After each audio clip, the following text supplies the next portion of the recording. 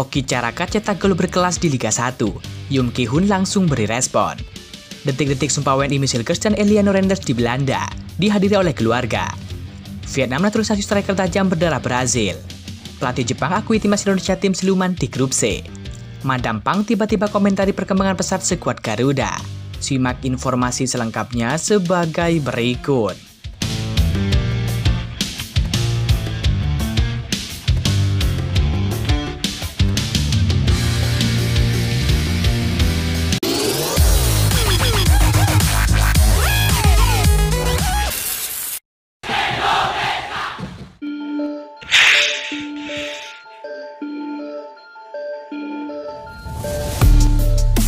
Yoom Ki-hoon, sang pelatih striker timnas Indonesia, merespon Hoki Caraka usai pecah telur di Liga 1 2024-2025. Hoki Caraka mencetak 2 gol dalam pertandingan PSS Sleman melawan Arema FC di Stadion Manahan Solo. 2 gol tersebut Hoki Caraka bukukan pada menit ke-39 dan juga 54, yang sekaligus mengunci kemenangan 3-1 PSS Sleman atas Arema FC. Penampilan apik Hoki Caraka ini tak terlepas dari peran Yoom Ki-hoon yang berhasil memoles para striker timnas Indonesia. Sebelumnya, Ramadan Sananta juga berhasil mencetak gol berkelas setelah bergabung di timnas Indonesia dan dilatih oleh Yoom Ki-hoon. Dan kini hal serupa dilakukan oleh Hoki Caraka, ia berhasil mencetak 2 gol sekaligus. Gol pertama lahir dari kecerdikan striker berusia 20 tahun tersebut dalam melihat celah di lini pertahanan Singoedan. Mantan pemain Garuda Select ini melakukan tembakan dari jarak jauh yang tidak mampu dijangkau oleh kiper Arema FC yakni Lucas Henrique. Sementara gol kedua tercipta berkat kecerdasan Hoki Caraka dalam memanfaatkan peluang di dalam kotak penalti lawan. Dia melakukan sundulan sambil membalikan badan dari jarak yang cukup jauh dengan gawang Arema FC. Kesuksesan Hoki Caraka mencatatkan namanya di papan skor langsung mendapatkan tanggapan dari Yoom Ki-hoon. Melalui kolom komentar unggahan Hoki Caraka di akun Instagram pribadinya, pelatih asal Korea Selatan ini langsung memberikan pujian. "Kamu keren sekali hari ini Hoki Caraka," tulis Yoom Ki-hoon di kolom komentar.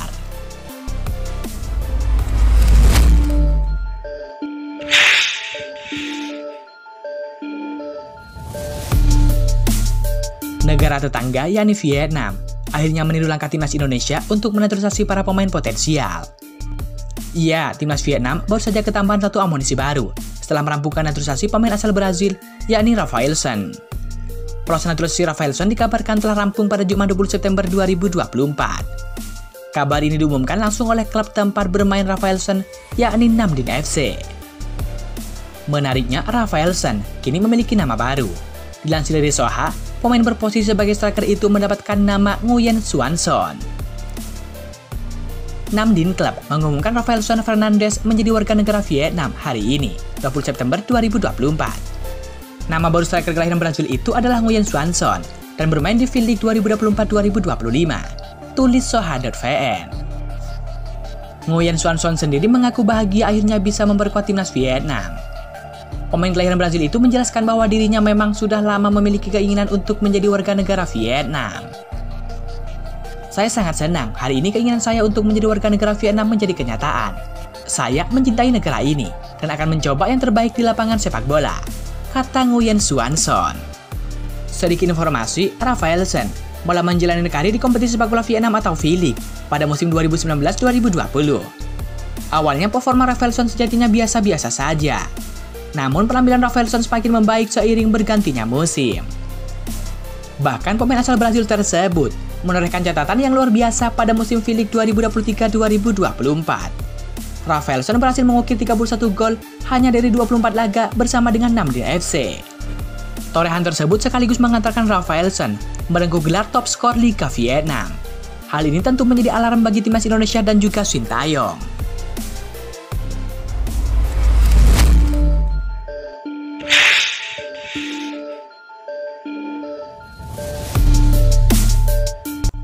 Calon pemain timnas Indonesia yakni Michilkers buka suara menjelang pengambilan sumpah warga negara Indonesia atau WNI. Proses naturalisasi Michilkers dan juga Eliano Renders dikabarkan dikebut oleh PSSI dan juga pemerintah Indonesia.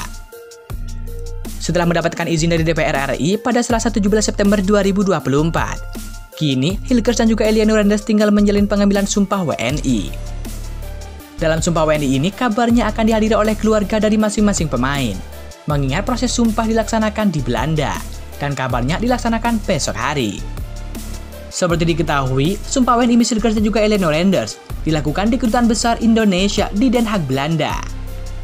Dikutip dari Football Premier, Hilgers terkesan dengan sambutan hangat dari Indonesia. Dia diklaim tidak menyesali pilihan bermain bersama dengan timnas Indonesia. Dalam pemberitaan itu, pemain 23 tahun ini betah dengan suasana di Asia. Akan tetapi komunikasi di timnas Indonesia menjadi tantangan. Pasalnya, Miss Hilgers mengaku kemampuan berbahasa Indonesia belum sangat bagus. Bahasa Indonesia saya belum begitu bagus. Sebenarnya tidak bagus sama sekali, ujar Miss Hilgers. Pemain FC20 ini juga menuturkan saat di timnas Indonesia, Hilgers menggunakan bantuan penerjemah. Hilgers dan Eliano sendiri sudah bergabung dalam sesi latihan timnas Indonesia saat skuad Garuda jelang lawan Australia lalu.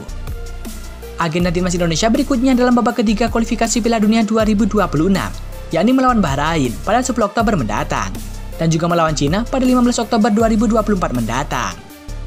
Demi Hilgers dan juga Eliano bisa tampil dalam dua pertandingan itu, proses naturalisasi keduanya dipercepat agar segera bisa didaftarkan.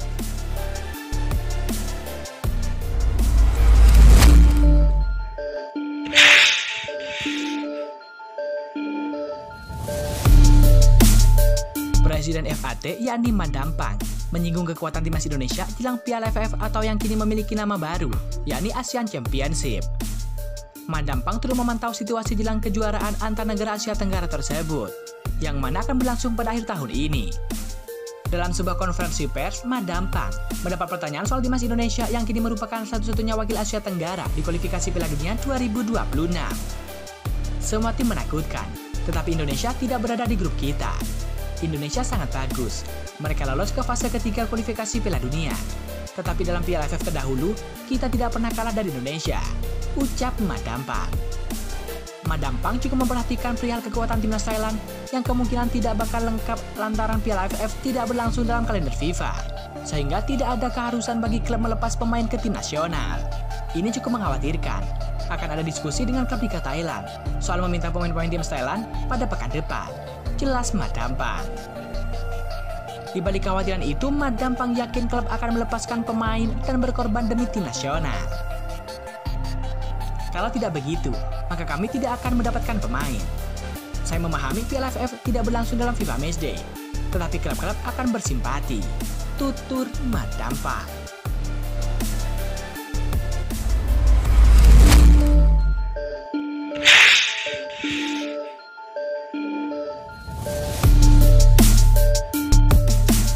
Pelatih Jepang yakni Hajime Moriyasu mulai merasa khawatir dengan potensi ancaman dari skuad timnas Indonesia di grup C kualifikasi Piala Dunia 2026 zona Asia.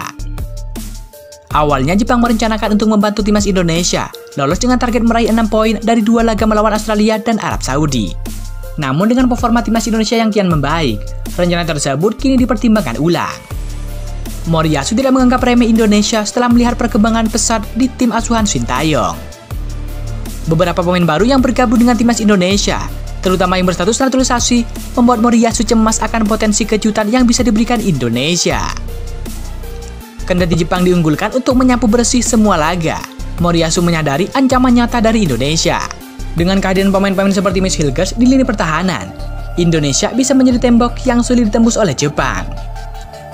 Tidak hanya kekuatan pemain, Moriyasu juga mengakui laga melawan timnas Indonesia di Stadion GBK akan menjadi tantangan berat. Selain harus mengamankan 6 poin dari 2 laga sebelumnya, Jepang juga harus siap menghadapi tekanan dari 70.000 supporter Indonesia. Moriyasu meyakini dukungan besar ini bisa menjadi faktor penting yang menguntungkan Indonesia. Bahkan Moriyasu juga menyinggung kemungkinan tambahan pemain diaspora yang mungkin memperkuat timnas Indonesia jika mereka berhasil tampil gemilang di 2 laga berikutnya. Jika skenario ini terjadi, timnas Indonesia akan semakin kuat dan bisa menjadi batu sandungan bagi timnas Jepang. Moriyasu menyoroti bagaimana timnas Indonesia telah menunjukkan performa yang sangat meningkat. Dia juga mengingatkan walaupun Jepang pernah menang 3-1 atas Indonesia di Piala Asia, situasi sekarang sangat berbeda. Dengan skuad yang lebih lengkap dan juga solid, Indonesia bisa memberikan kejutan yang lebih besar. Pelatih Jepang ini mengakui bahwa grup C sangat kompetitif dan tidak ada lawan yang bisa dianggap enteng.